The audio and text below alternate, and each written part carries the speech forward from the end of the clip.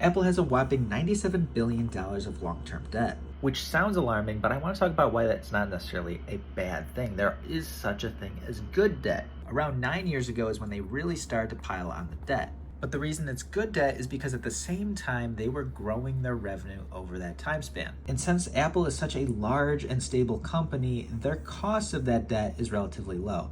Looking at a simplified cost of debt, their current interest rate is around 2%. So if a company can get cash from taking out loans at 2% and are able to generate returns on that cash of 20%, it's a no-brainer. Take out as much debt as possible. And what's crazy with Apple is because they had so much cash on hand during that same time period, even though they had all that debt, they were getting paid money in net interest expense. If you look at their latest quarter, they paid around $12 million in net interest expense, collecting around $918 million in interest income, and then paying out $930 in interest expense. And the fact that they only have around $25 billion in cash right now, With close to $100 billion in debt, and they're only paying $12 million net in interest expense, is insane. Apple is a perfect example of a company that used debt in a good way to grow the company at a faster pace while not having the negative effects of debt.